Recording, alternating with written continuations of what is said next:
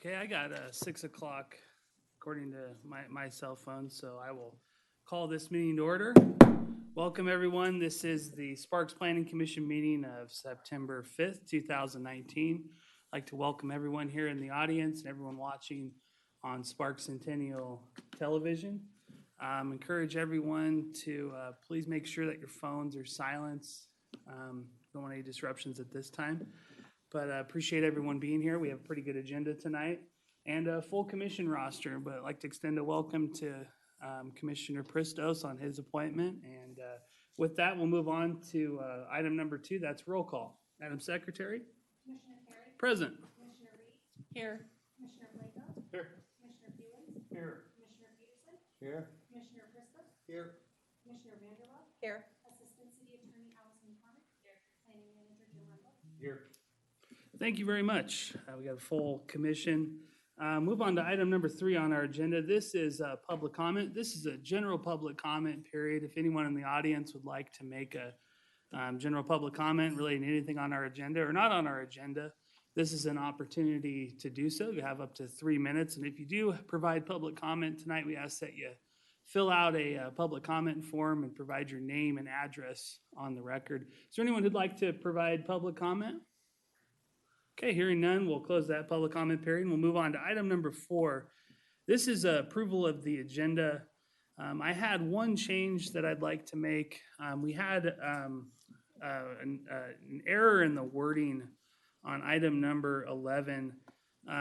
The pool of applicants was incorrect. It forgot Commissioner Reed as a potential applicant for that, to fill that regional planning seat. So at this time, I think it would be best if we pulled that item number 11 from the agenda. I didn't have any other changes or suggestions from the staff. If anyone would care to make a motion on the agenda. Mr. Chair, Commissioner Vanderwell. I move to approve the agenda with the deletion of number 11 under general business. Okay, thank you, Commissioner Vanderwell. We have a motion. Is there a second on the motion? I'll second that. Okay, we have a second on the motion by Commissioner Blanco. Thank you very much. Is there any comments or questions regarding the motion? Okay, hearing none, I'll call the vote. All those in favor of approval of the agenda with the deletion of item number 11, please say aye. Aye. Opposed, nay. The ayes have it. The motion is carried. Thank you very much for that. We'll move on to item number 5. This is approval of the minutes. We have 4 sets of minutes for the commission's review. The first 2 are the Capital Improvement Advisory Committee minutes from July, and then we have last month's Planning Commission meeting minutes. So we'll tackle, if it's okay, we'll tackle the July 16th Capital Improvements Advisory Committee study session minutes. Did the commissioners have any changes or care to take a motion on that item? I'll go ahead and make a motion to approve the minutes of the July 16th Capital Improvements Advisory Committee study session. Thank you. We have a motion to approve the July 16th CIAC meeting minutes. Is there a second on the motion? I'll second that one as well. Got a second by Commissioner Blanco. All those in favor of the motion, please say aye. Aye. I Opposed? abstain. Oh, okay. We have an abstention from Commissioner Vanderwell on that. The motion does carry. Those meeting minutes are approved. Thank you, Commissioner Vanderwell. We have next up is the approval of the July 18th Capital Improvement Advisory Committee meeting minutes. I'll make a motion to approve the minutes of July 18th Capital Improvements Advisory Committee meeting. Thank you, Commissioner Reed. Move to approve the July 18th meeting minutes. Is there a second on the motion? I'll second that one too. Thank you, Commissioner Blanco. We have a second on the motion. All those in favor of approval of the July 18th CIAC meeting minutes, please say aye. Aye. Opposed, nay. The ayes have it. The motion is carried. The third up is approval of our July 30th study session minutes. I'll go ahead, do 3 for 3. All right. Make a motion to approve the minutes of the July 30th Planning Commission study session. Thank you. We have a good motion by Commissioner Reed to approve the July 30th Planning Commission study session minutes. Is there a second on the motion? Second. Commissioner Vanderwell. Okay, all those in favor of approval of the July 30th Planning Commission study session minutes, please say aye. Aye. Opposed, nay. The ayes have it. Those meeting minutes are approved. See if we can make it 4 for 4 here. We'll do the, next up is the August 1st Planning Commission meeting minutes. Okay, I'll make a motion to approve the minutes of the August 1st Planning Commission meeting. Thank you, Commissioner Reed. We have a motion by Commissioner Reed to approve the August 1st Planning Commission meeting minutes. I believe that was a second by Commissioner Vanderwell. Are there any questions or comments concerning the motion? Okay, hearing none, I'll call the vote. All those in favor of approval of the August 1st Planning Commission meeting minutes, please say aye. Aye. Opposed, nay. The ayes have it. Okay, all 4 of those meeting minutes were approved. Thank you very much, commissioners and staff, for putting all of those meeting minutes together. That brings us to item number 6. That's our informational items. Do we have any informational items from the staff? Just one, Mr. Chair. The Nevada APA will be hosting its annual conference. The annual conference is in the city of Sparks this year. We hosted at the Nugget, and it's from the 14th through the 16th of October. I think that's on Columbus Day, if that affects anyone's holiday plans. I don't know. But if you'd like, if you're interested, you can contact Marilee. You should have, I'll have her email and let her know you're interested in potentially attending. Great, thank you very much for that. I know attending the conference 2 years ago when it was Carson City, it was a really good event, and I'd encourage the commissioners to reach out to the staff if you'd like to attend, and having it being in Sparks, it should be a good conference. I know that we're gonna have an excellent mixer on Monday evening. I'm helping plan that. He'll be a walking tour of downtown Sparks. I don't know if that will encourage the thousands on Sparks Centennial TV to register for the conference, but encourage my fellow commissioners to do that. Any other informational items? That's all I have. Okay, thank you very much for that. We'll now move into the public hearings section of the agenda. First up is PCN 19-0026. This is a conditional use permit for a cell tower. Welcome back, Karen. Yeah.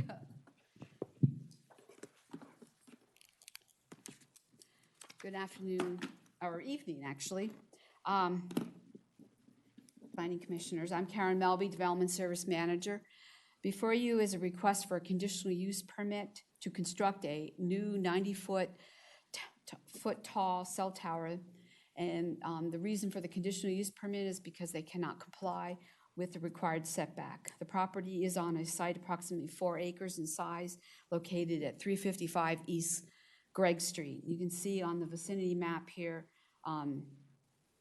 this is McCarran, Gregg Street, and this would be Spice Island. So it's on the southwest corner of Gregg Street and South Spice Island. The proposed cell tower will be located on the south side of the existing mini storage facility. This storage facility was constructed in 1975. The cell tower is proposed to be constructed on a portion of the outdoor storage area. You can see kind of the cardinal line here cutting through the RVs there. This was approved by a special use permit in 1981, and the cell tower will be located on a portion of that area. Verizon evaluated the southeast section of Sparks for a new cell tower. Verizon identified a co-location on an existing cell tower located at 445 East Glendale. An administrative review was approved for this location on June 2018, but a ground lease area needed for the Verizon's equipment could not be obtained, so Verizon was unable to co-locate at that East Glendale location. Therefore, they selected this as their second site. The subject site, again, at 355 East Gregg Street, is behind the existing mini storage facility. The cell tower will be located along the, let me get to the site plan, along the southern fence of the mini warehouse or storage project in order to maintain site circulation. So it'll be down here. Here are the existing structures, and it'll be along here on the south side. Sparks Municipal Code 20.03046 requires setbacks for cell towers to be 75% the height of the tower, With a 90-foot cell tower, the required setback would be 67.5 feet. The proposed cell tower is proposed to be sited at 10 feet. Let's see, here's an enlargement from the south property line and 92 feet from, which is this, go back up here. Here's the gate over here and the cell tower is right here. So it's 92 feet approximately to that eastern property line. For towers over 75 feet tall, there is a separation distance required of 1,500 feet. This is an excerpt from our telecommunication map. You can see the proposed location here is indicated by the X, and it is located outside of the existing 1,500-foot radius for a 168-foot tall radio tower. This other structure over here is also a radio tower. When any of the siting criteria in the Sparks Municipal Code 20.03.046 cannot be met, the applicant may apply for a conditional use permit. In this case, the criteria is the required setback with a reduction from 67.5 feet to 10 feet. Go back to the vicinity map. The proposed cell tower is being designed to accommodate a potential co-location of another carrier. Verizon's ground equipment will be within a 20 by 30-foot enclosure, which will be large enough to accommodate another carrier's ground equipment. Verizon's ground equipment will be placed on a platform elevated to protect the equipment from the potential flood event in the area, which is condition number 8. Sparks Municipal Code 20.03.046 requires cell towers to be separated from single-family residential uses by 200 feet or 300% of the height of the cell tower. In this case, that would make a distance of 270 feet. There is a mobile home park, but it's this area right here is the mobile home park, and that measures about 950 feet to the east. The cell tower will be unmanned and visited by a technician periodically. Sparks Municipal Code requires that barbed wire be placed on an 8-foot fence. The submitted plans show that the submitted plans with the conditional use permit show barbed wire on a 6-foot fence. Therefore, staff has put condition number 7, which requires any fencing with barbed wire to be over 8 feet. Addressing the 5 conditional use permit findings, the first one, C1, which is compliance with the comp plan. The comp plan land use designation for this is industrial, which lists public facilities, which includes telecommunications. The conditional use permit complies with the following goals and policies. MG14, policy MG14, because conditions 9 and 10 incorporate identified impacts from the Reno Tahoe Airport. Goal CC1, it complies with since the new cell tower will improve Verizon's cell service in the industrial area. Policy RC15, of which condition 8 requires the submission of a flood elevation certificate documenting the ground equipment will be located above the base flood elevation, protecting it from any flooding, which was a public safety issue. And then the last policy is policy EV8, and since the construction of a new cell tower is an investment to improve cell service in the city of Sparks industrial area, this will facilitate retention of businesses and the workforce in that area. Finding C2, which is compatible with the adjacent properties. The subject site is surrounded by industrial uses. It is proposed to be over 950 feet from the mobile home park to the east and is a utility use, which will only be visited periodically by the telecommunications staff, therefore making this a low-intensity industrial use. Finding C3, which is the impairment of natural resources. The property has been zoned and used as a mini storage facility since 1975. Therefore, no additional impact on the available of natural resources anticipated with the construction of the new cell tower facility. Finding C4, which is addressing the impacts. For the telecommunication facilities, there are 8 specific identified impacts that need to be addressed. So let me briefly go through those. The first one is the height of the proposed tower. The proposed tower, as I mentioned, will be 90 foot tall. It will be located outside the 1,500-foot separation between existing towers. It is being proposed to be placed within the 67.5-foot setback at 10 feet which necessitates this conditional use permit. Conditions 9 and 10 address the concerns from the Reno Tahoe Airport Authority, which was, as I discussed, under C1, finding C1. The proximity, 2 is proximity to the towers of residential uses. As I discussed previously, there is a mobile home park located 950 feet to the east, which exceeds the minimum of the 200-foot or the 270 required by the 300% height of the tower. Number 3 is the nature of the uses on the adjacent property. The proposed location will be on an existing industrial area and near the intersection of 2 arterials. Number 4 is the surrounding topography. The mini storage property will, where the proposed cell tower will be located, is relatively flat, and being located behind the existing buildings will have no impact, is anticipated to have no impact on the topography.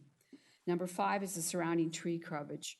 The placement of the cell tower facility at the rear of the existing mini storage property will avoid the impacts on the existing landscaping, and the surrounding industrial uses are decades old with minimal existing landscaping, which presents virtually no impact on the tree coverage in this vicinity.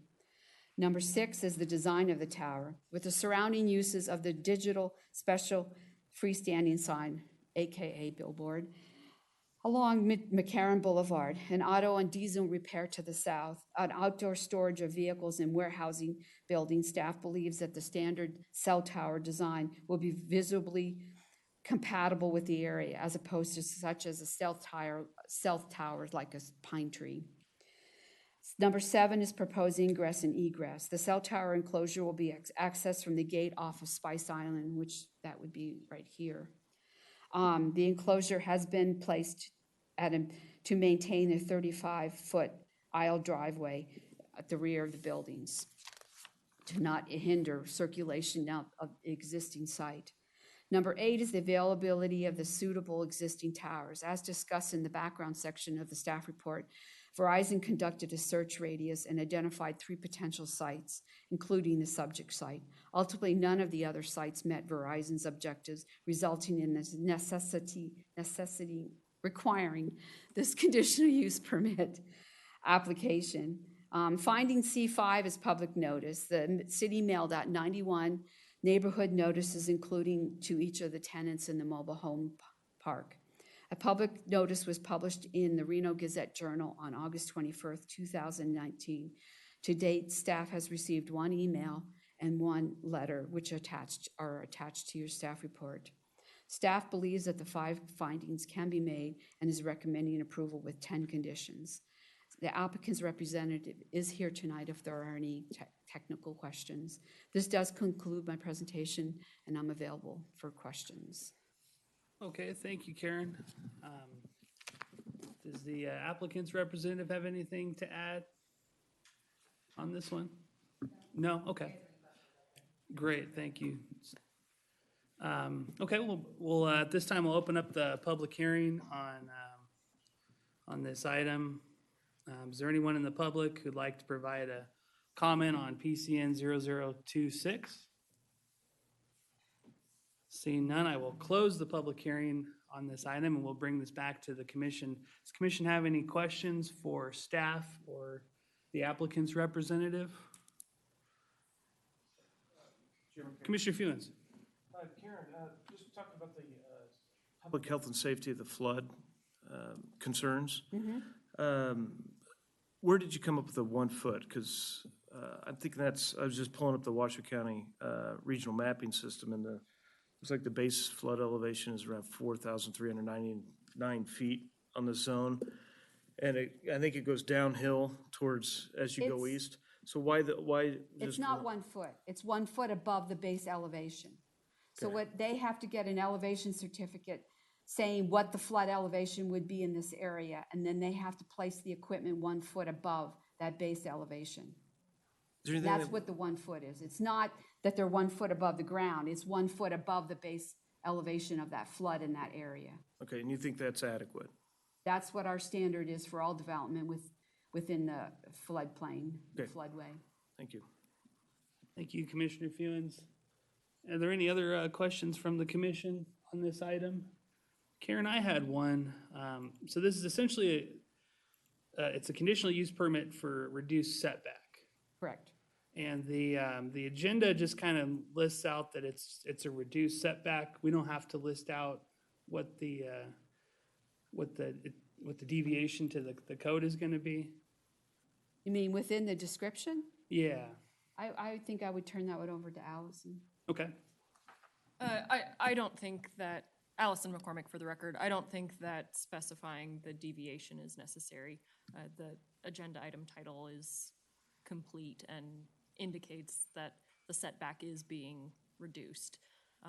So anyone who was interested in seeing how much could have come to the meeting or looked at the staff report and found out those additional details. Okay, thank you for that. The other question I had for, was dealing with the code.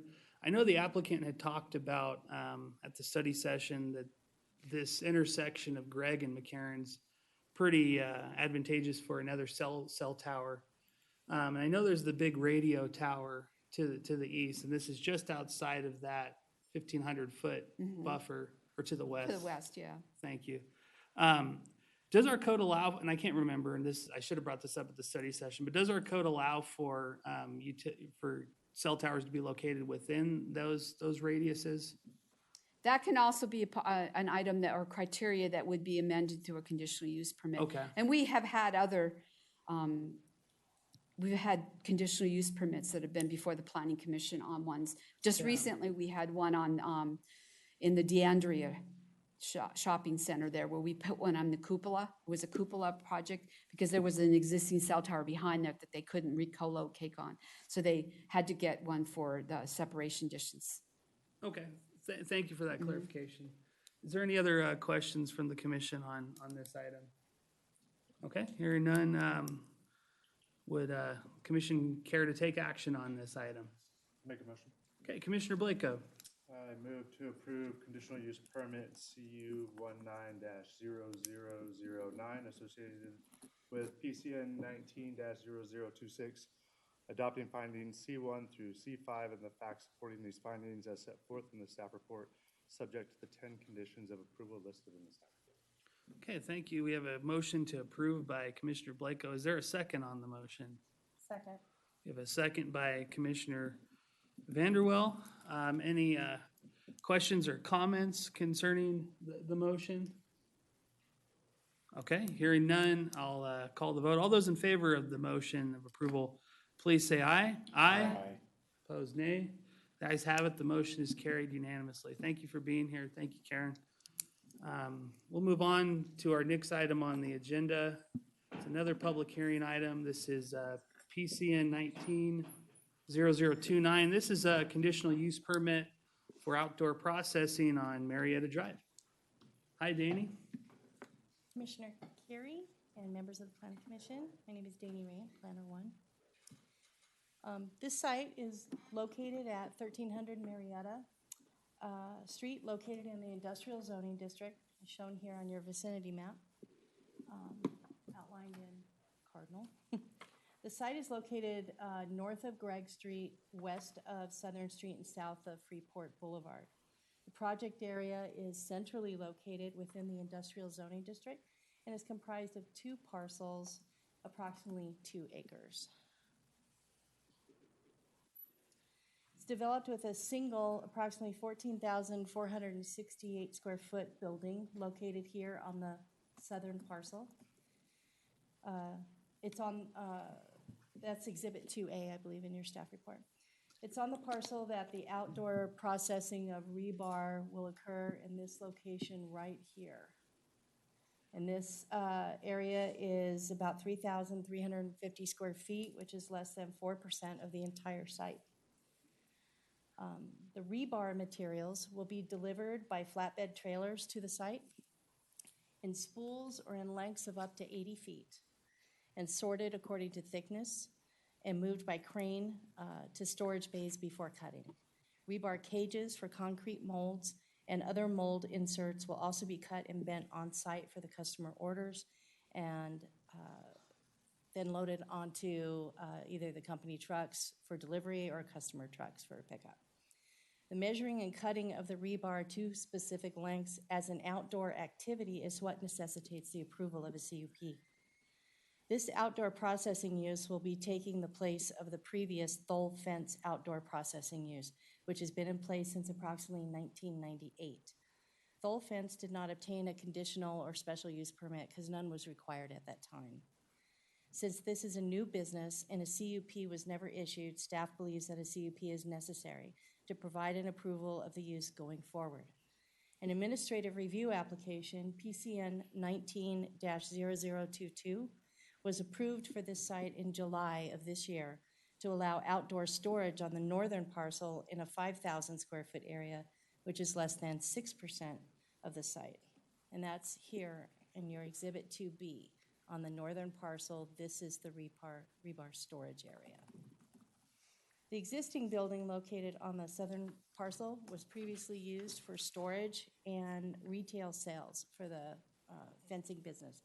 The retail sales was just an incidental part of this business. The applicant's not proposing any changes to the existing building and proposes to use it for similar purposes. The northern parcel does not have any structures and has been used for the storage and assembly of fencing materials by Thole Fence. The site will provide 22 parking spaces shown here, both on the northern parcel and here on the southern parcel in front of the building. They're located here. The applicant anticipates having 12 employees, which will leave at least 10 parking spaces for customers. And the applicant's engineering consultant provided a trip generation letter which indicates 10 anticipated peak hour trips, AM trips, and 9 peak hour PM trips. The same is for the previous occupant of the site, Thole Fence. Traffic studies only required if 80 peak hour trips are projected, so a traffic study was not warranted in this case. And a total of 72 average daily trips are anticipated for this use. Now, the site's parking, circulation, and outdoor storage areas do not comply with SMC 20.04.009 or SMC 20.03.031. Approximately 65% of the areas on the site that are required to have an impervious surface fail the city standard, leading to tracking out of material onto the street and the storm drain system. Staff recommends resurfacing the parking and circulation areas as well as the outdoor storage and processing areas as provided for in conditions 3 and 4. Landscaping and irrigation infrastructure on the site have not been maintained, and the ground landscaping has died, leaving the site short of the amount of landscaping currently required by SMC 20.04.006. Since no new structures are proposed that would trigger compliance with the code's landscaping requirements, staff's recommending the addition of a landscaping strip that would not interfere with existing parking and circulation at this location, this location right here on the west side of the southern parcel. There is a quite beautiful, actually, gate and fencing, wrought iron fencing along here that is quite massive. It's, I think, 238 feet is, I think, what it is. That in order to move that to allow for the parking spaces backing up in circulation would not allow the fully required, current requirement of a 10-foot landscaping buffer at this location and still be able to provide that parking. And again, since no structures are being built, we really, it's not, the requirement's not triggered. But what we'd like to see is a movement toward improving the landscaping and increasing that area. So in the absence of any dimensions which have not been provided to staff at this time, we'd like to see, because there's a driveway apron right over here and a driveway apron here. In between, there isn't, and it looks to be maybe about 40 feet, maybe 50 feet, that a landscaping buffer of a narrow strip type can be placed that perhaps is, will still allow for the backing up and circulation on the site. What we're doing is we're asking for a landscaping plan, typical condition to the approval of the administrator, and that will have dimensions, and at that time, we'll see whether or not this is feasible to do that or not. But in the meantime, all of the other landscaping areas will be rehabilitated and irrigated. There's a large number of trees that are healthy on both parcels. And outdoor processing will generate noise. Noise generated is not expected to exceed 90 decibels measured at 3 feet from the source. But because of the distance to the surrounding buildings, the noise levels are expected to have minimal impact on the surrounding area. If I go back to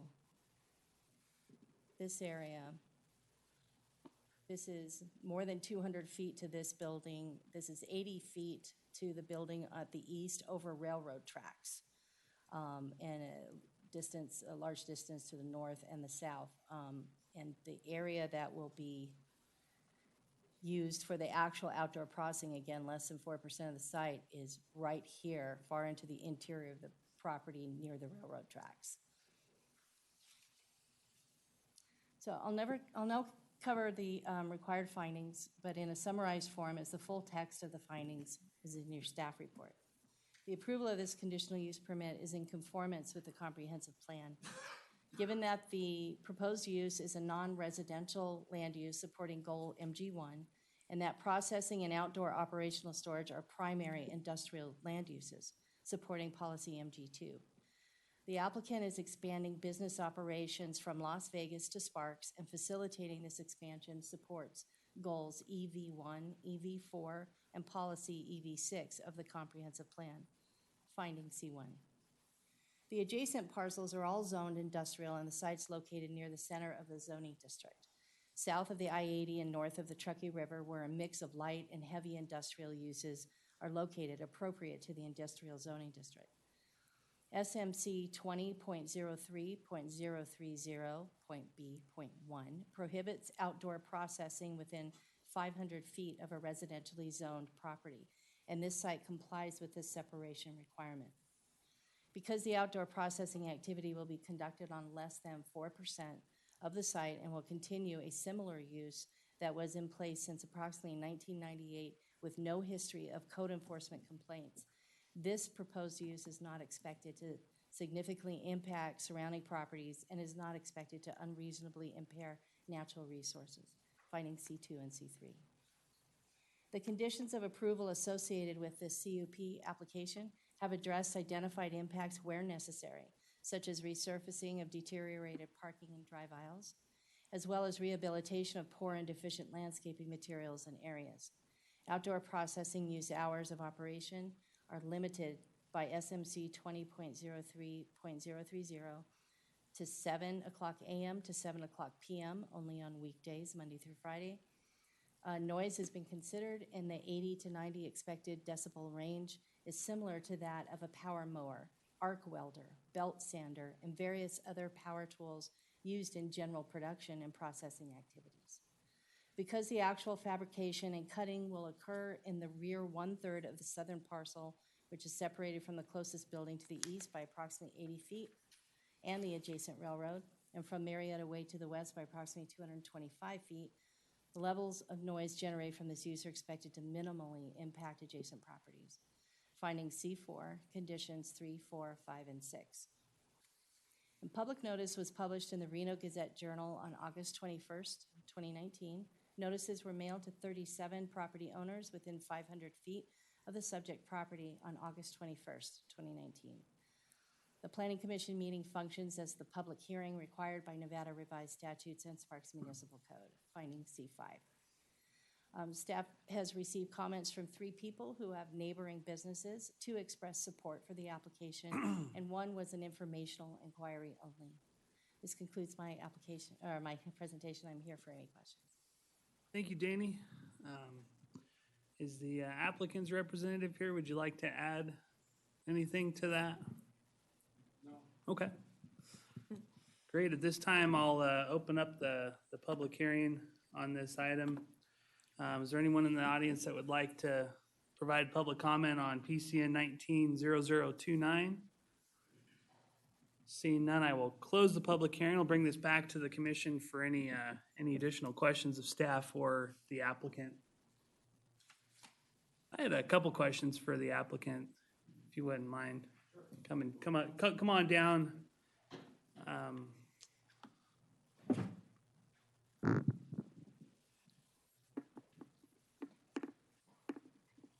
My question was the 90 decibel estimation at 3 feet away. I know cutting rebar can be pretty loud. And I think and I agree with staff, that's kind of one of the key impacts to the surrounding uses. I was just curious where that estimate had came from, the 90 decibels at being, is that a standard in the rebar industry or? No, we have a rebar shop in Las Vegas, and you can get an app on your phone that are really reliable. We actually used 2 different apps to make sure they were similar readings, and that's where we got our measurement from. From a So it's reading pretty- from a pretty previous accurate. business. Okay, Correct. great. No, thank you for that explanation. I was just kind of Yep. curious. Nope. It can get kind of loud. All right, any other question? And what was your I'm name? Jack Christiansen. Okay, Christian, thank you for the record. Okay, any other questions for staff or the applicant on this one? Okay, would the commission care to make a motion on this one? Commissioner Blako. I move to approve conditional use, sorry, I was on the wrong one. I did that again. All right, I move to no, am I still on the wrong one? Yeah, all right. I move to approve the conditional use permit CU 19-0010 associated with PCN 19-0029, adopting findings C1 through C5 and the facts supporting these findings as set forth in the staff report, subject to the 6 conditions of approval as listed in the staff report. Thank you. We have a motion to approve by Commissioner Blako. Is there a second on the motion? I have a second by Commissioner Pristos. Okay, any comments or questions regarding the motion? I just had a quick comment. I appreciate staff's work on the landscaping. I would like to, if we can, keep those trees. And I think it'll be interesting to kind of see if we can keep that 10-foot buffer. But I think overall, we've done a good job of mitigating the impacts of this proposed use. And I think the paving will help reduce its impacts as well too. And I appreciate the explanation on the noise. So with that, I will be supporting the motion, but just wanted to, put those comments on regarding the landscape and see if we can keep those and improve it a little bit more to help screen the use. Any other comments before I call the vote? Okay, all those in favor of the motion to approve, please say aye. Aye. Opposed, nay.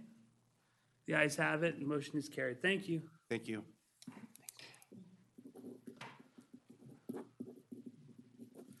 Okay, we'll move on to our final public hearing item of the night. This is PCN 19-0027. This is a rezoning request from C1 to C2 on a property located at 1620 Pyramid Way. Chairman Carey, members of the Planning Commission, Ian Crittenden, Senior Planner. As stated, this is a rezoning request. The subject site is a triangular parcel you can see here on the vicinity map outlined in crimson, located at 1620 Pyramid Way. It's just east of the T intersection of Pyramid Way and Holman Way. The Planning Commission acts as an advisory body to the City Council in rezoning requests, and there are 3 findings to be considered when it's rezoning requests. They are finding Z1, which is the request is consistent with the City of Sparks Comprehensive Plan. Finding Z2, that the request is consistent with the surrounding existing land uses. And finding Z3, that public notice was given and public hearing held per the requirements of the Sparks Municipal Code. Staff believes these findings can be made and is recommending that Planning Commission make a recommendation of approval to City Council. I'll now go through the details of this specific request. So this site, outlined again in cyan, oh man, flash to the past, right? Crimson, outlined here in crimson.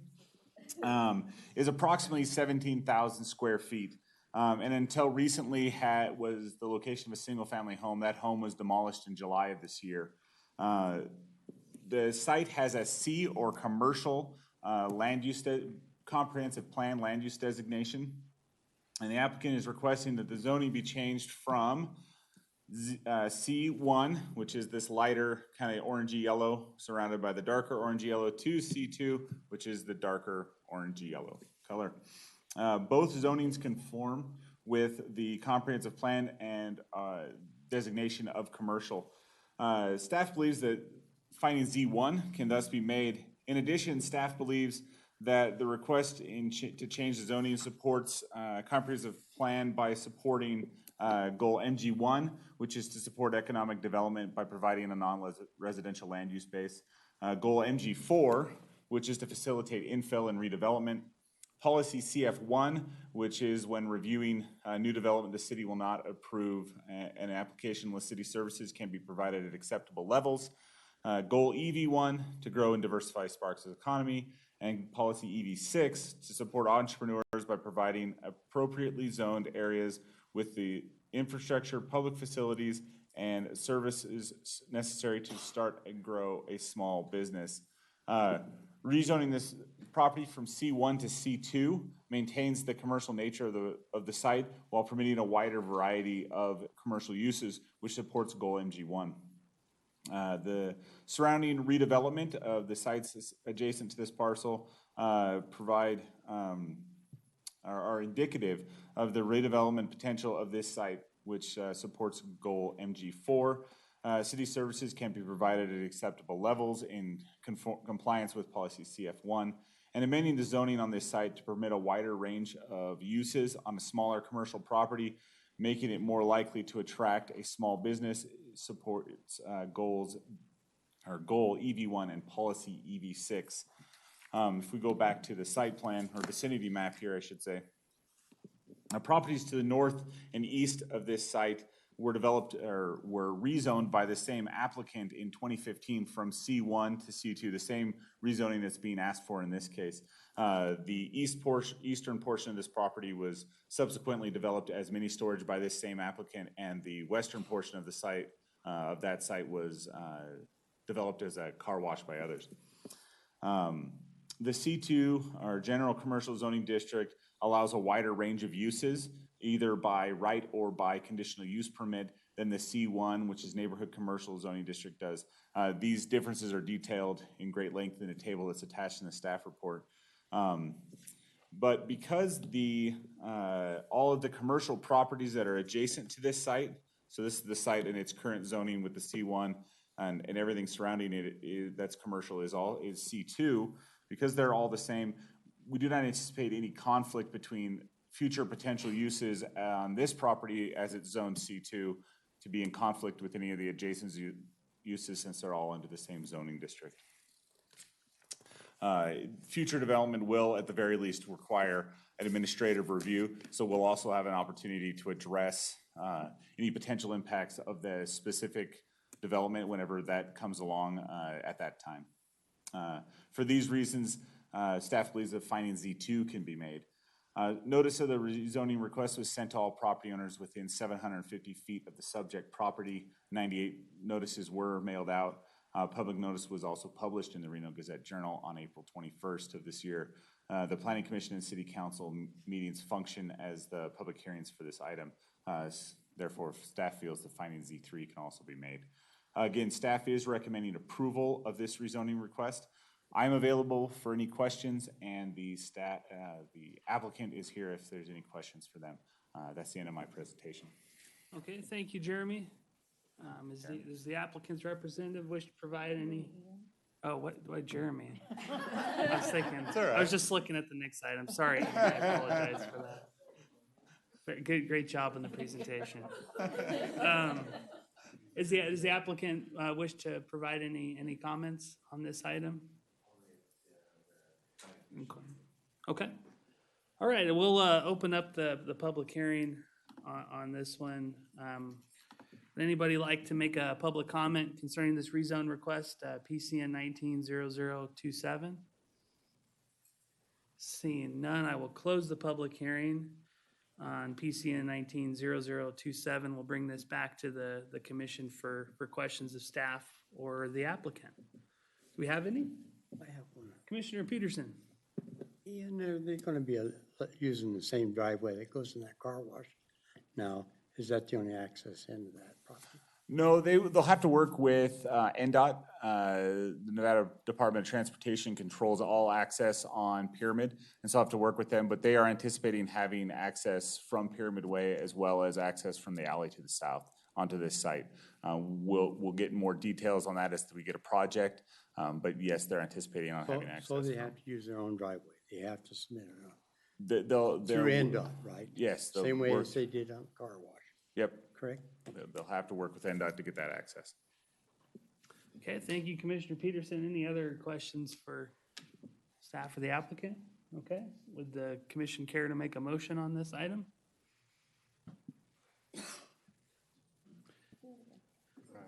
Commissioner Blako, gonna make it 3 for 3. All right, I move to forward a recommendation of approval to City Council for the rezoning request RZ 0001 associated with PCN 19-0027 based on findings Z1 through Z3 and the facts supporting these findings as set forth in the staff report. Thank you, Commissioner Blako. Is there a second on the motion? Second. A second by Commissioner Vanderwell. Any questions or comments concerning the motion? I had a comment. I concur with staff's recommendation on this one. I think the proposed zoning is consistent with the comprehensive plan. Anytime you're changing C1 to C2, obviously that allows for a lot more intense uses. I would like to make the comment, I think the C1 zoning district does serve a purpose. I think it's something we should continue to keep around. I think there's areas of the city that it does make sense. It can help alleviate impacts from commercial uses. But I think given the change in the character of this area with the uses we've approved administratively and as a commission in recent years, I think the C2 makes it pretty compatible and is consistent with our comp plan. So I will be supporting the motion. Any other comments or questions concerning the motion and Ian's great presentation? Okay. All those in favor of the motion, please say aye. Aye. Opposed, nay. The ayes have it. The motion is carried unanimously. Thanks, Ian. Sorry I called you Jeremy. Been called a lot worse, yeah. All right, that brings us next to our item is general business, item number 10. This is a briefing on the Truckee Meadows Regional Plan. Welcome. Thank you, Mr. Chair and Commissioners. Unfortunately, you don't have Jeremy tonight, you just have me. For those of you who don't know me, I'm Nate Kusha, Policy Analyst with Team RPA. Go ahead and give you guys a brief kind of walkthrough, try to keep it short, of the 2019 Truckee Meadows Regional Plan update, where we're at, kind of some key policy concepts and kind of next steps.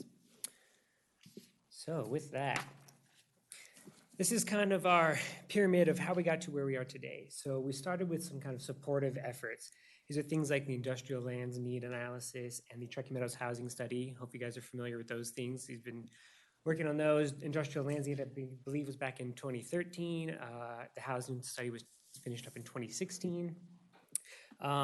Next to that, we have our foundational work. This is things we did went to Portland State University up in Oregon and did their Urban Sustainability Accelerator program, where we worked with a bunch of other different regional agencies and kind of got some information from that, some best practices, things, brought that back to apply to the regional plan update here.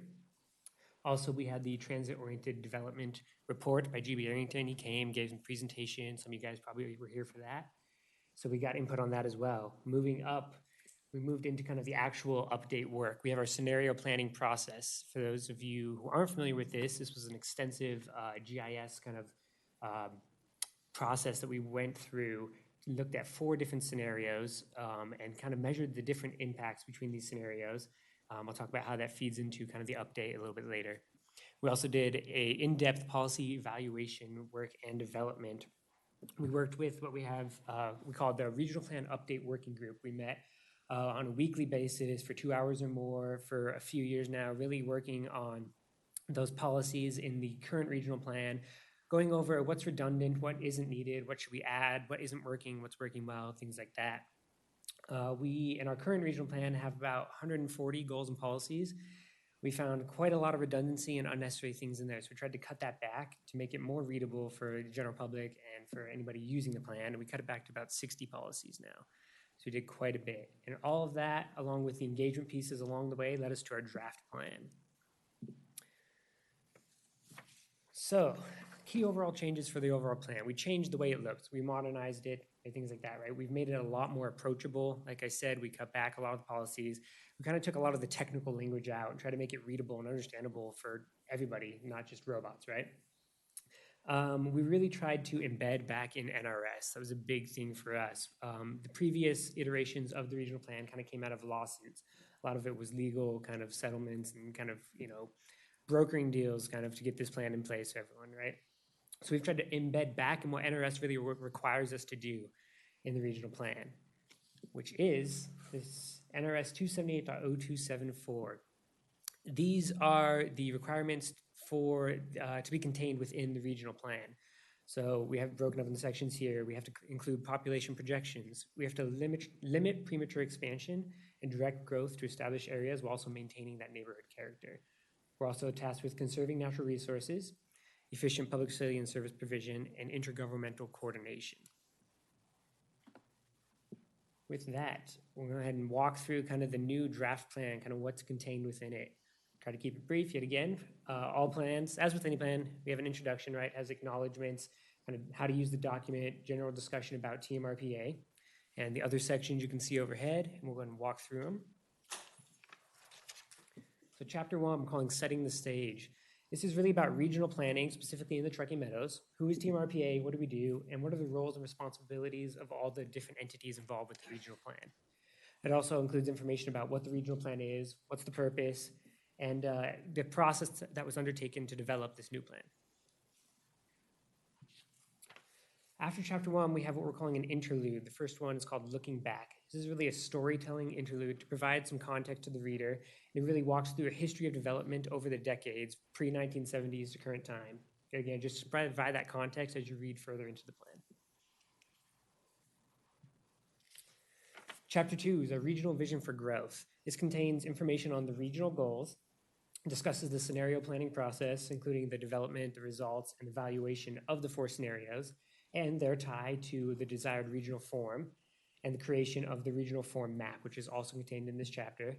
And we'll have the map overhead for you guys in a couple slides here and show you how that relates to the policies. After that, we have another interlude about the scenario metrics.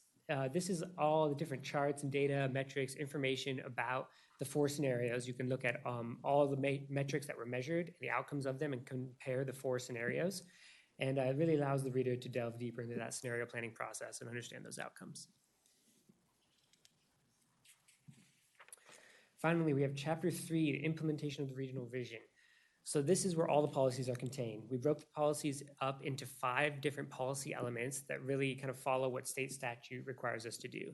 So the different elements are the population growth, regional form, public facilities and services, natural resources, and regional coordination. We'll walk through kind of some of the key policy concepts here. So the first one is the consensus forecast. This is something that TMRPA already does. It used to be done by Washoe County. We took it over a few years ago now. We've already been doing it. Historically, it's been a separate document, been a little bit inaccessible to the public, and so we've decided to go ahead and adopt it right into the plan so everyone knows where it can be found. It'll be part of the appendix. After that, we have the tiering concept. This is a key policy, a big change from previous plans, and this is what really relates to that regional form map. I'll show you guys in a second. So we introduced the idea of the regional land use designations, and this is a way to kind of refine the TMSA and direct growth kind of inward. So with that, this is the regional form map. So we've been working on this map for a number of months now. These are those regional land use designations. I'll go ahead and kind of walk you through them, what it means. So that first one in the very middle, that dark blue, that's what we're calling the mixed use core. This is where we want to really direct investment and have our highest densities. So this one does have a minimum density requirement of 14 dwelling units per acre. With any of the tiers, there is some kind of exception language if we need to deviate from that 14 dwelling unit minimum. But there are requirements for using the exception, and we're going to be tracking those exceptions. So if those are being used kind of a lot, we'll report that out and see what we need to change. If the exception is becoming a rule, then something's not working, right? So we'll address it at that time. After that mixed use score, the kind of next tier outward, that kind of medium dark blue, that's our tier 1 land. So this is land where we know we have the infrastructure available to support development. So we're directing growth here as well. It's our second highest priority for investment of public dollars, for investment in infrastructure and services. That's followed by tier 3, that very light blue. And this is kind of where we have things typically built or entitled. We have pretty sure the infrastructure is good there. There is a 30 dwelling unit per dwelling unit per acre maximum on that one. And then we have the tier 3 land. That's that gray land outside of any of the blue, but still contained within the TMSA. This is kind of our lowest priority for development, and it's where we really need more kind of analysis and information before we open up that land to be developed.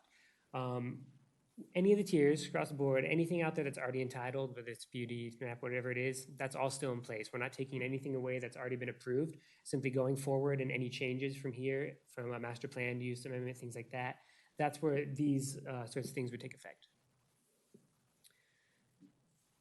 And then outside of the TMSA, that's that black line out there, that's our rural area.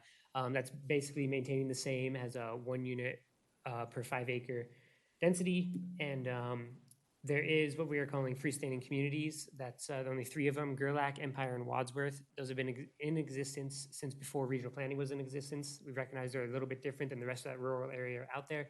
So they have a little bit different requirements to let them grow how kind of they need to grow. Continuing on, we have refined our public facility and service provision requirements. So we've replaced our current concurrency management system with a list of standards of facilities and services. This is a really kind of a stopgap before we get to that second item on this slide, which is our public infrastructure investment plan.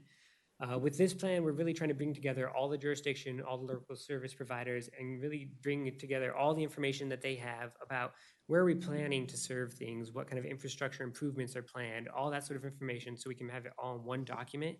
So it's accessible for us all to make decisions based off that information for.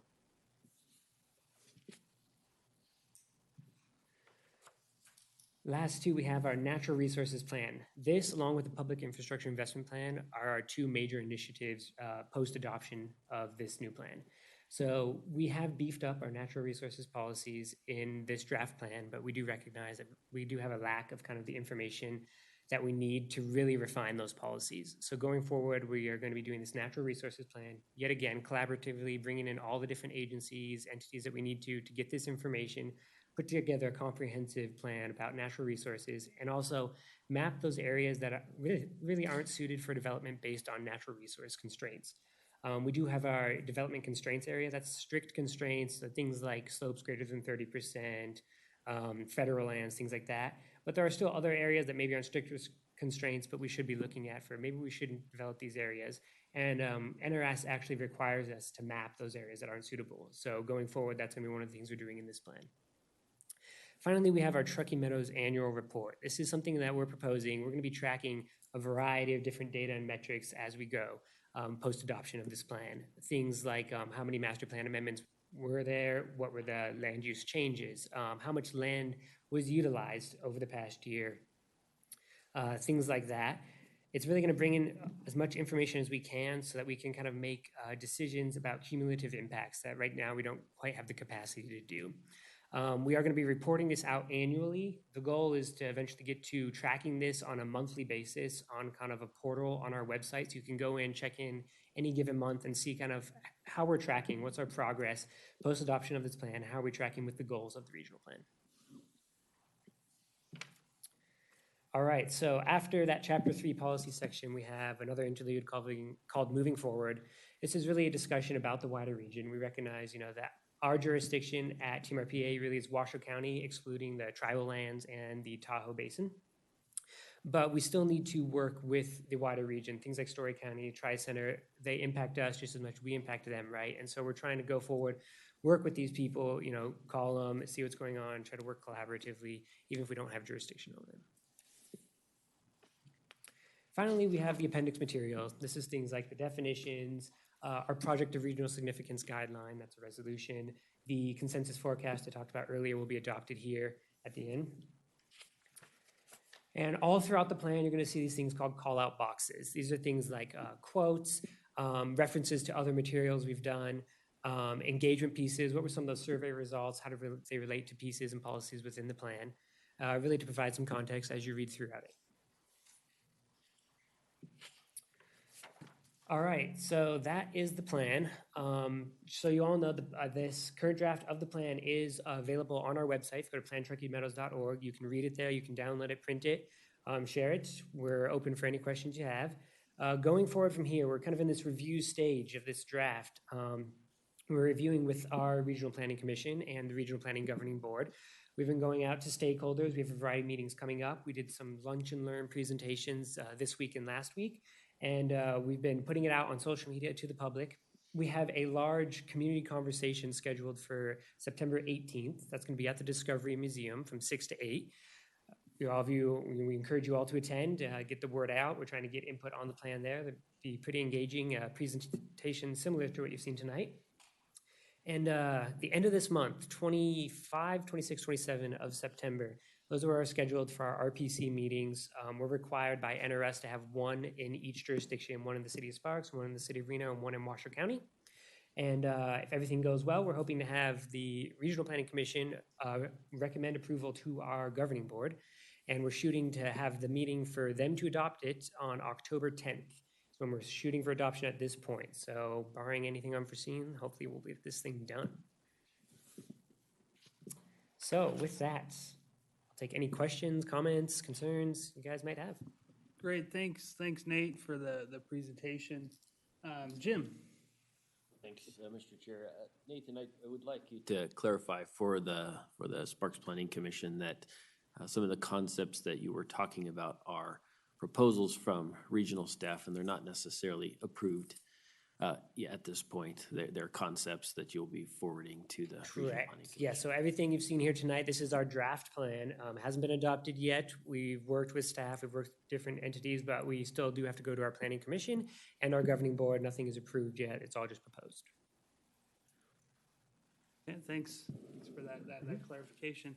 Do we have any questions for the staff or any feedback on this one? Could you one more time go over the upcoming meeting dates? Yes, so we have a Regional Planning Commission next week on September 11th. We'll be discussing the plan a little bit there. We have our community conversation September 18th. That's again at 6 to 8 at the Discovery Museum. We have September 25th, 26th, and 27th, our 3 RPC meetings to recommend approval.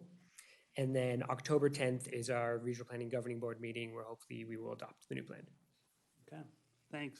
And all of that is, engagement, those dates are all on our website, or on our Facebook, social media, anything like that as well. Great, yeah.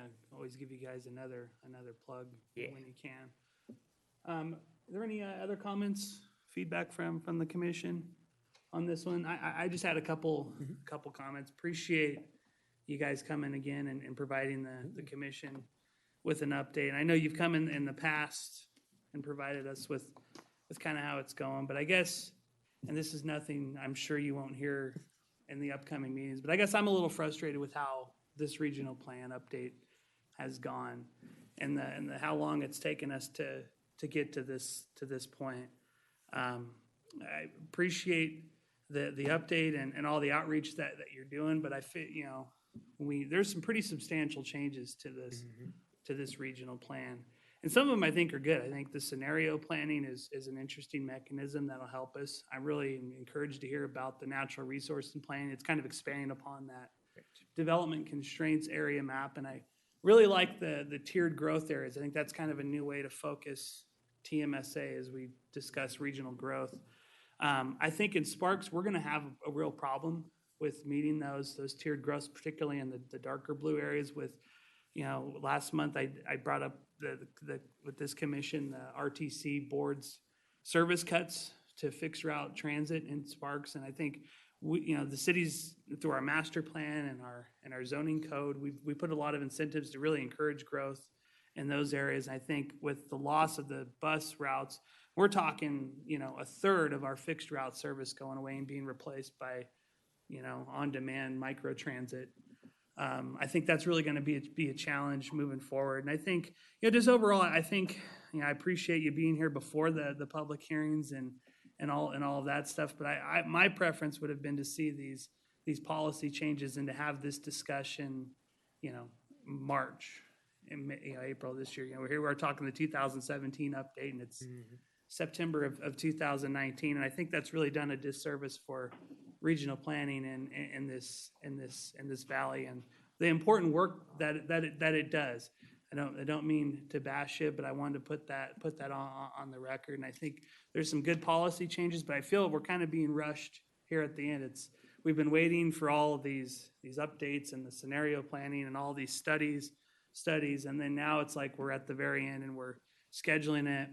And I hope it gets adopted. And I appreciate the work of our regional planning commissioners on this one, but I just wanted to put my frustration out there. Absolutely, yeah. I mean, I think we're all kind of ready for this thing to get adopted. I will say one reason that it's taken so long, I think it's been worth it. We've really been building towards a consensus between all the jurisdictional staff, all the different entities, with a lot of people to work with. And so we've kind of come to a plan that there is general consensus on across the board, and it's taken time, but I think it's been worth it in the end. It's always hard to do in this valley, right? Yeah, that's right. Okay, any other comments or feedback on this item? Okay, hearing none, we'll move on. Thank you for being Thank you, here. And tell Commissioners. Jeremy hey for me. Absolutely. Went to school with him. Yeah, he's right there. And okay, so we'll move on to item number 12. Number 11 was taken out. That's our public comment. This is our final public comment period. Would anyone in the audience like to provide public comment? I know we're joined this evening by the distinguished trustee Art Sperber, former commissioner. Put that in the record. Okay, hearing none, I'll close the public comment period. We'll bring it back to comments from the commission. Does the commission have any comments? I had just one final one, and I forgot to bring it up when we were talking about the cell phone conditional use permit. I think it's important moving forward, if we're waiving a development standard, that we list what the reduction of that code standard's gonna be. In this instance tonight, we had just reduction of a setback. I think it's important to say, this was 67 feet, 10 feet, because that's an 85% reduction. I'm glad our code allows for that flexibility, and I think in that case it made sense, but I think it's important that we list out those numbers so that the public has a better understanding of the project. So I'll just make that comment, and we can discuss that moving forward. But thanks for the work on that one, and for the commission's great job tonight. Any other comments? Okay. Okay, hearing none, I will call this meeting adjourned, 7:08. Thank you very much, everyone.